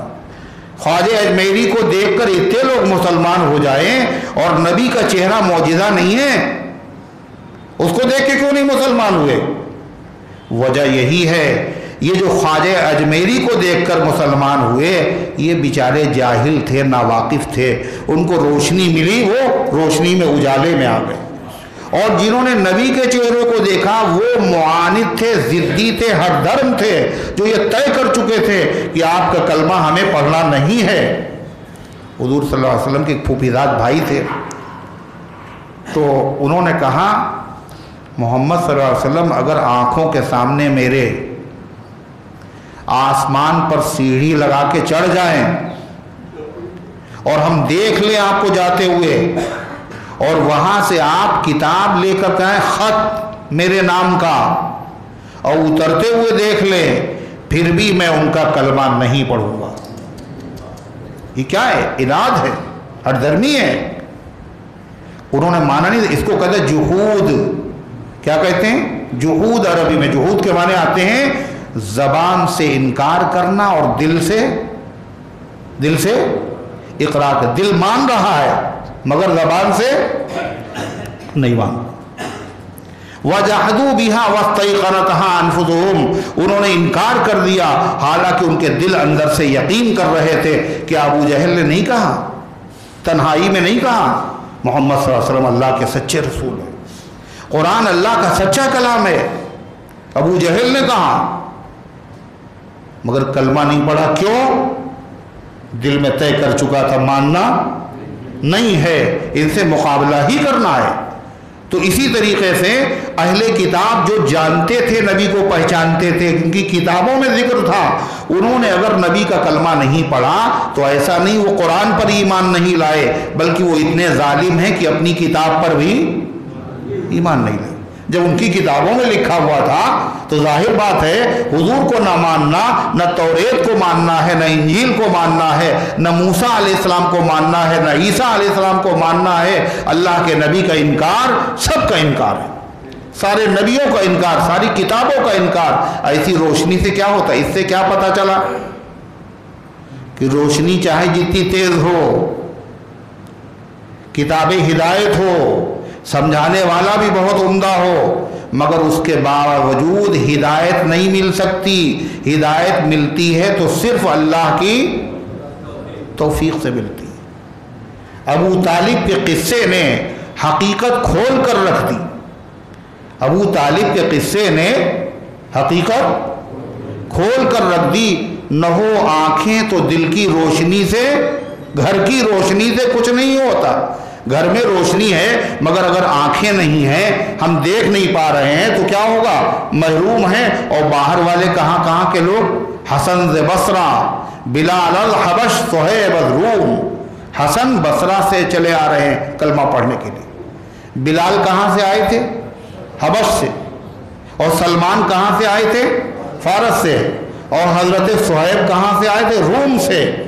مکہ ابو جہل اینچ ابو لاجبیز، اور خود مکے میں رہنے والا ابو جہل محروم ہے۔ یہ کیا ہے؟ اللہ کی قدرت کا کرشمہ ہے نہیں ہے؟ اللہ فرماتا ہے وَمَا تَفَرَّقَ الَّذِينَ أُوتُوا الْكِتَابَ، اور نہیں اختلاف کیا ان لوگوں نے جن کو کتاب دی گئی تھی، إِلَّا مِن بَعْدِ مَا جَاءَتْهُمُ الْبَيِّنَةُ، مگر اس کے بعد کہ ان کے پاس روشنی آ چکی تھی، کتاب آ چکی تھی، دلیل آ چکی تھی، اس کے بعد اختلاف کیا۔ یعنی پہلے تو حضور کو مانتے رہے، یوں صحیح ہے؟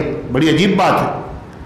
اللہ کے نبی کے دنیا میں آنے سے پہلے سب حضور کو مانتے رہے، آئیں گے کلمہ پڑھیں گے، آپ کے وسیلے سے دعائیں مانگتے رہے، آپ پر ایمان رکھتے رہے، اور جیسے ہی آپ دنیا میں تشریف لائے پھر ایمان نہ لانا، یہ بہت حیرت کی بات ہے۔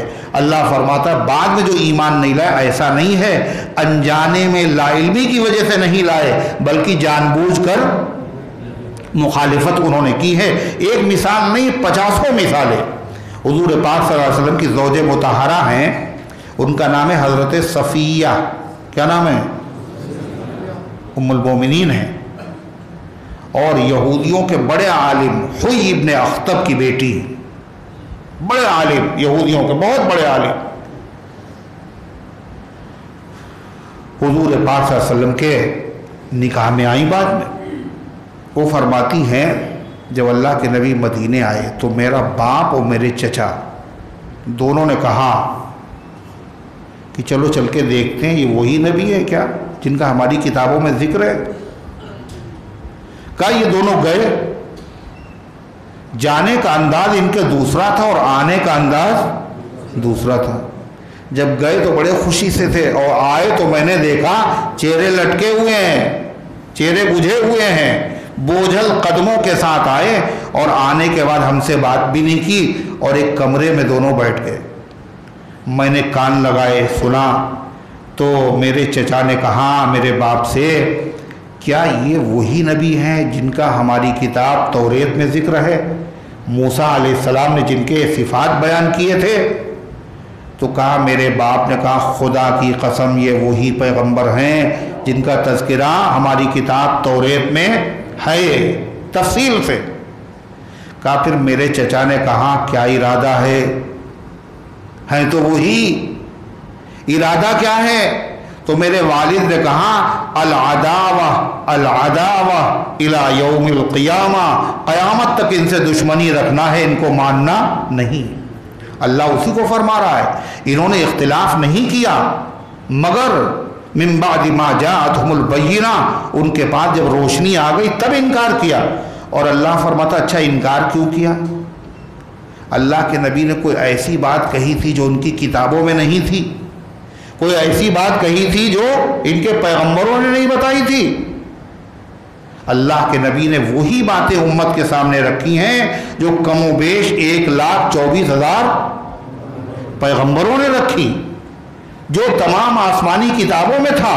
کیا تھا آسمانی کتابوں؟ سنیے، اللہ فرماتا وَمَا أُمِرُوا إِلَّا لِيَعْبُدُوا اللَّهَ مُخْلِصِينَ لَهُ الدِّينَ، اور نہیں حکم دیا گیا تھا ان لوگوں کو مگر یہ کہ عبادت کریں اللہ کی خالص کرتے ہوئے اس کی عبادت۔ توریت میں بھی یہی تھا، خالص اللہ کی عبادت کرنا، شرک نہ کرنا۔ انجیل میں تھا شرک کر لینا تھوڑا سا، زبور میں، آسمانی کتابوں میں، سب میں یہی تھا، خالص اللہ کی عبادت کرنا، شرک نہ کرنا۔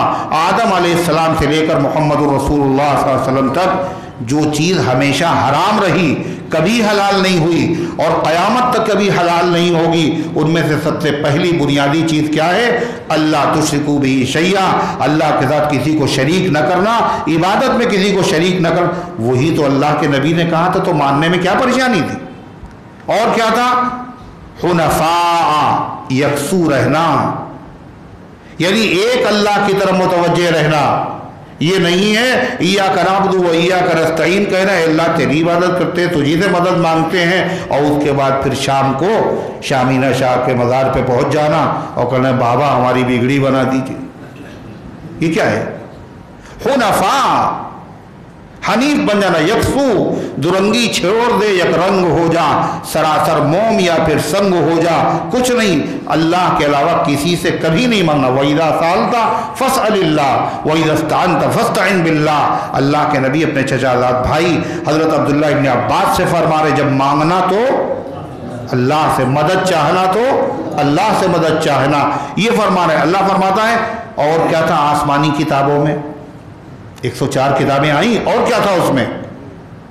وَيُقِيمُ الصَّلَاةَ، نماز قائم کریں۔ ہر آسمانی کتاب میں، ہر نبی کی امت میں اللہ نے یہ حکم ضرور دیا، کہے گا نماز قائم کریں۔ نماز کی تعداد میں اختلاف، رکعتوں میں اختلاف، طریقے میں اختلاف رہا، لیکن نماز کسی پیغمبر کی شریعت نماز سے خالی نہیں رہی۔ اور کیا حکم دیا؟ وَيُؤْتُوا الزَّكَاةَ، اور زکوٰۃ دیتے رہیں۔ زکوٰۃ بھی جس طرح نماز ہر نبی کی شریعت میں اور ہر آسمانی کتاب میں، ایسے زکوٰۃ بھی ہر نبی کی شریعت میں اور آسمانی کتاب میں۔ اللہ فرماتا ذَلِكَ دِينُ الْقَيِّمَةِ، یہ مضبوط دین ہے، یعنی یہ دین کی وہ باتیں ہیں جو ہر نبی کی شریعت میں رہیں اور کبھی منسوخ نہیں ہوئی اور کبھی منسوخ نہیں ہوں گی۔ آخری نبی نے اسی کی تو دعوت دی تھی، پھر نہ ماننے کی کیا بات؟ اللہ فرماتا ہے ان الذین کفروا، پھر جنہوں نے نہیں مانا یہ مجرم ہیں، اور جب مجرم ہیں تو ان کی سزا سنو۔ ان الذین کفروا من اہل الکتاب والمشرکین، بے شک جنہوں نے کفر کیا کتاب والوں میں سے اور مشرک لوگوں میں سے، یہ کہاں رہیں گے؟ فی نار جہنم، فی ناری، آتش سوزا جلتی ہوئی آگ میں رہیں گے، جہنم میں۔ وہ تو کتاب والے تھے، وہ تو موسیٰ کو مانتے تھے، وہ تو توریت انجیل وہ بھی، اور بتوں کے پجاری بھی۔ اللہ فرماتا ہے یہ بھی کفر میں مبتلا ہے اور وہ بھی کفر میں مبتلا ہے۔ اللہ کے آخری نبی کے آ جانے کے بعد کوئی آدمی ساری زندگی سجدے میں سر رکھے اور عبادت کرتا رہے، توریت اور انجیل پہ عمل کرتا رہے، لیکن اگر آپ کا کلمہ اس نے نہیں پڑھا تو کہاں جائے گا؟ وہ سیدھے جہنم میں جائے گا۔ جس نے آپ کو نہیں مانا اس نے کسی نبی کو نہیں مانا، جس نے آپ کو نہیں مانا اس نے آسمانی کسی کتاب کو نہیں مانا، یہ مجرم ہیں۔ فی ناری جہنم، جہنم میں جائیں گے۔ کتنے دن کے لیے؟ خالدین فیہا، کتنے دن کے لیے؟ ہمیشہ ہمیشہ کے لیے۔ کیوں صاحب؟ جتنا جرم ہو اتنی سزا ہونا چاہیے، ارے ہے نا، عدل تو یہی، جتنا عمل ہو اتنا ہی بدلہ ہونا چاہیے۔ تو عبادت ہم لوگوں نے کی جو عمریں ہیں اللہ کے نبی صلی اللہ علیہ وسلم کی امت کی کتنی ہیں؟ 60 اور 70 سال۔ 60 سال 70 سال میں آدھی عمر تو سونے میں گزر گئی، بیماری میں گزر گئی، کاروبار میں گزر گئی۔ تھوڑی سی جو عمر تھی اس میں ہم لوگوں نے عبادت کی۔ اللہ کا وعدہ کیا ہے؟ کہاں جائیں گے؟ جنت میں۔ کتنے دن کے لیے؟ سب 60 سال کی عبادت کا صلہ، 60 سال جنت ہونا چاہیے، یہ ہمیشہ کے لیے جنت۔ یہ شرک اس نے کیا، کفر کیا، کتنی کب تک کیا؟ جب تک زندہ رہا۔ اور کتنی عمر تھی اس کی؟ 50 سال، 60 سال، 70 سال، 100 سال۔ اس کے بعد تو جہنم سے چھٹکارا ملنا چاہیے۔ ارے یہ سوال ہے نہیں ذہن میں، جتنے دن تک کا جرم ہے اتنی سزا ہونا چاہیے۔ اللہ عادل ہے، اللہ انصاف کرنے والا ہے۔ جرم تو 60 سال کا ہے اور سزا کتنی ہے؟ ہمیں خالدین فیہا، ہمیشہ رہیں، کبھی نہیں نکالے جائیں گے۔ ایسا کیوں؟ ایک سوال ہے، اس کو سمجھیے۔ سوال، اس کا جواب کیا ہے؟ عمر تو اللہ نے ان کو دی 60 سال کی، 80 سال کی، لیکن ان کی نیت کیا تھی؟ اگر ان کو 80,000 سال کی بھی زندگی ملتی جب بھی وہ کفر ہی کرتے. نیت کی بنیاد پر ان کی سزا بڑی لمبی ہوگی. اور مومن کی عمر اگرچہ کم ہوگی مگر مومن کا ارادہ کیا ہے؟ 50 سال میں مر گئے اچھا، اور اگر 75,000 سال کے بعد مرتے تو پھر کلمہ جب بھی پڑھتے رہتے، جب بھی نمازیں پڑھتے، ارے ہے ارادہ نہیں ہے. اللہ تعالیٰ اس کا صلہ عطا فرمائے گا. خالدین فیہا، ہمیشہ رہیں گے اس میں. اولئک ہم شر البریہ، اللہ فرماتا یہ سب سے بری مخلوق، بریہ مانے مخلوق، اور مخلوق کہتے ہیں جن کو اللہ نے پیدا کیا. کیا چیز ہے جس کو اللہ نے پیدا نہیں کیا؟ خنزیر، ارے خنزیر اللہ کی مخلوق، کتا اللہ کی مخلوق، بھیڑیا، درندے اللہ کی مخلوق ہے سب. اللہ کہتا یہ جو اہل کتاب تھے، کتاب والے تھے، آخری نبی کا جب انہوں نے انکار کر دیا تو یہ تمام مخلوق سے بدتر ہے، کتے سے بھی زیادہ بدتر ہے اور خنزیر سے بھی زیادہ بدتر ہے. کیوں؟ اس لیے کہ ان کے پاس عقل نہیں تھی، وہ جانور ہیں. ان کے پاس عقل تھی، شعور تھا، ہوش تھا. نبی آئے، کتابیں آئیں، اس کے بعد بھی انہوں نے نبی کی مخالفت کی. یہ بڑے مجرم ہیں. اس لیے فرمایا شر البریہ، یہ تمام مخلوق میں سب سے بدتر. اولئک کالانعام، اللہ فرماتا یہ جانوروں کی طرح ہیں. بل ہم اضل، بلکہ جانوروں سے بھی بدتر ہیں. جانوروں کا معاملہ کیا ہے؟ جانور چاہے جیسا ہو، اس کو اگر کھلایا پلایا جاتا ہے اپنے مالک کا احسان تو مانتا ہے. گھوڑے کو دیکھ لیجئے، خالی اس نے چارہ کھلا دیا، پیدا نہیں کیا چارہ. چارہ اللہ نے پیدا کیا، گھوڑا اللہ نے پیدا کیا.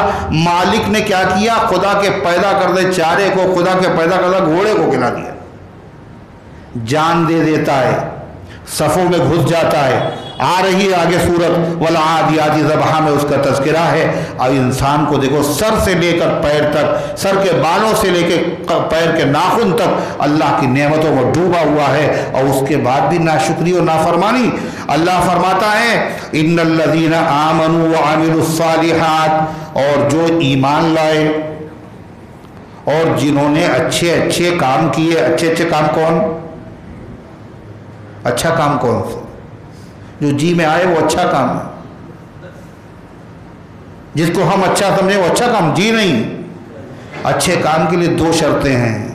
کہ 2. پہلی شرط وہ کام حضور پاک صلی اللہ علیہ وسلم کے مبارک طریقے کے مطابق ہو. نبی کے طریقے کے اگر خلاف ہوگا چاہے جتنا اچھا کام ہو اللہ کے وہاں قبول نہیں ہوگا. عید کے دن روزہ رکھو، حرام ہے. اتنی بڑی عبادت روزہ حرام ہے کہ نبی کے طریقے کے خلاف. مغرب میں 4 رکعت پڑھو گے تو ثواب نہیں ملے گا، نبی کے طریقے کے خلاف ہے. تو نماز اسی طریقے سے اچھا کام وہی ہے. ایک تو اس میں نبی کے طریقے کے مطابق قبر کے اوپر اذان دے دیں، مردے کو دفنا قبر پہ اذان کا، اذان تو بڑی اچھی چیز ہے، بڑی اس کی جو ہے وہ ثواب ہے، بڑی فضیلت ہے مؤذن کی. تو اذان میں اللہ کا نام لیا جاتا، نبی کا نام لیا جاتا، اذان دے دیں. کہ جی نہیں، مجرم ہیں آپ. کیوں مجرم ہیں؟ کہ آپ نبی کے مخالف، اللہ کے محبوب کے مخالف ہیں. حضور پاک صلی اللہ علیہ وسلم نے قبر پر اذان دینے کے لیے نہیں کہا. آپ نے اذان کب کہی؟ نمازوں کے لیے، یا پھر بچے کی ولادت کے وقت. ہر اذان کے بعد نماز ہے. بچہ پیدا ہوا اور نماز تو ہے ہی نہیں. کہ اذان ہوئی ہے، نماز ابھی نہیں ہوگی. نماز کب ہوگی؟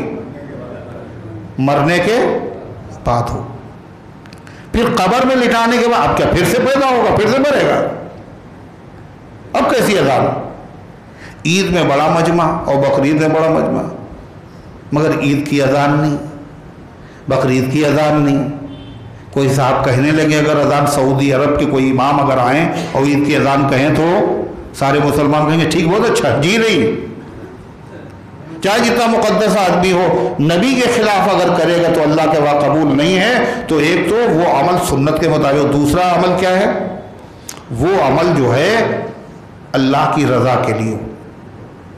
اللہ کی رضا کے لیے اگر نہیں ہو، چاہے جتنا بڑا عمل ہے اللہ کے وہاں قبول نہیں ہوگا۔ فرمایا جو لوگ ایمان لائے اور جنہوں نے اچھے اچھے کام کیے کیا ہوگا؟ عند ربہم جزاؤہم عند ربہم، ان کا بدلہ ہے ان کے پروردگار کے وہاں، جنات، ایک باغ نہیں جنات، بہت سے باغات، عدن، ہمیشہ رہنے کے باغات۔ کیسے باغات؟ تجری من تحتها الانہار، جن کے نیچے دائیں اور بائیں سے نہریں بہ رہی ہو، خالدین فیہا ابدا، رہیں گے اس میں ہمیشہ ہمیش۔ عمل تھوڑا ہے مگر جزا بڑی لمبی ہے۔ اللہ آخر میں کیا کہ جنت ملے گی، اور جنت اگر مل گئی تو پھر کچھ بچا؟ کیوں بھائی؟ جنت مل گئی تو کچھ بچا نہیں، سب مل گیا۔ اللہ کہتا نہیں، ان کو جنت بھی ملے گی اور جنت سے زیادہ قیمتی نعمت بھی ان کو ملے گی۔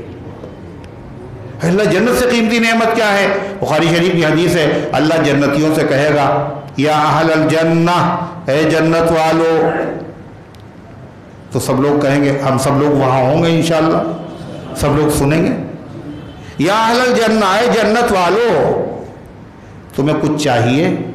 تو سارے جنتی کیا کہیں گے؟ لبیک و سعدیک، اے اللہ ہم حاضر ہیں۔ اللہ کہے گا تمہیں کچھ چاہیے؟ وما لنا، اے مالک ہمیں اب کیا چاہیے؟ الم تدخلنا الجنہ، کیا آپ نے ہمیں جنت نہیں دے دی؟ الم تبیض وجوہنا، کیا آپ نے ہمارے چہروں کو نورانی نہیں بنا دیا؟ اب ہمیں کیا چاہیے؟ کہا ایک تجلی ہوگی، اللہ کا دیدار ہوگا، اور آواز آگے احل علیکم رضوانی فلا اسخط علیکم ابدا، میں نے اپنی رضامندی خوشنودی کو تمہارے اوپر اتار دیا ہے، اب میں کبھی تم سے ناراض نہیں ہوگا۔ جنتی کہیں گے ساری جنت کی نعمتیں ایک طرف، اور رضا الہی کی اور دیدار الہی کی نعمت ساری جنت کی نعمتوں پہ بھاری ہے۔ اللہ فرماتا خالدین فیہا ابدا، اس میں ہمیشہ رہیں گے، رضی اللہ عنہم، اللہ ان سے راضی ہوگا۔ نماز کاہے کے لیے، تہجد کاہے کے لیے، روزہ کاہے کے لیے؟ اللہ راضی ہو جائے، اللہ راضی ہو جائے۔ یہ نعمت جنتیوں کو ملے گی، کب ملے گی بھائی؟ کب ملے گی؟ جنتیوں کو جاتے ہی سب سے پہلے جو ان کو ناشتہ دیا جائے گا وہ مچھلی کے جگر کے کباب ہوں گے، اور جنتیوں کو سب سے آخر میں جو نعمت ملے گی وہ کیا ہے؟ کیا ہے وہ؟ رضا الہی۔ تمام جنتیوں کو سب سے آخر میں ملے گی، مگر اللہ کے نبی کے صحابہ کو دیکھو، جو تمام جنتیوں کو جنت میں جانے کے بعد سب سے آخر میں ملے گی، اللہ نے محمد رسول اللہ صلی اللہ علیہ وسلم کے صحابہ کو وہ نعمت اسی دنیا میں عطا فرمائی۔ قرآن میں کیا ہے صحابہ کے لیے؟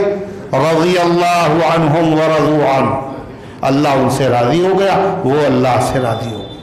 صحابی کا جب نام لیا جاتا تو کیا کہتا؟ ابو بکر صدیق رضی اللہ عنہ، معنی کیا ہے اس کے؟ اللہ ان سے راضی ہو، یہ معنی نہیں ہے۔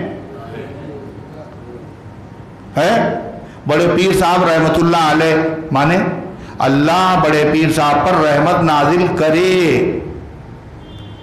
اور ابو بکر صدیق رضی اللہ عنہ کے معنی کیا ہے؟ اللہ ابو بکر صدیق سے راضی ہو چکا۔ یہ بہت پہلے کی بات ہے، خبر نہیں دی، خبر دی جا رہی ہے اور وہاں دعا دی جا رہی ہے۔ لہذا یہ بہت بڑی نعمت ہے جو صحابہ کو اللہ نے اسے دنیا میں عطا فرمائی۔ اللہ فرماتا ہے اللہ ان سے راضی ہے، اور آگے کیا کہا؟ وَرَضُوا عَنْهُ، اور وہ بھی اللہ سے راضی۔ میاں بندہ اگر اللہ سے راضی نہیں ہوگا تو کہاں جائے گا؟ وہ بندہ کیسا جو راضی نہ ہو؟ کہا یہ مطلب نہیں ہے، پھر کیا مطلب ہے؟ کہ ویسے تو ہر بندہ اللہ سے راضی، اللہ کا جو فیصلہ ہے اگر راضی نہیں ہوں گے تو کہاں جائیں گے؟ یہ نہیں کہ رضا کا مطلب یہ ہے، اس سے آگے ہے کیا؟ اللہ اتنا دے دے، اتنا دے دے، اتنا دے دے کہ تمنا ختم ہو جائے، بالکل آرزو باقی ہی نہ رہے۔ یہ رضامندی کا آخری درجہ، جتنا سوچا تھا اس سے زیادہ جب مل جائے گا تو کیا ہوگا؟ راضی ہوں گے، ناراض ہوں گے، خوش ہوں گے نا؟ جنتیوں کی ہر تمنا پوری ہو جائے گی۔ اللہ قرآن میں کیا کہتا ہے؟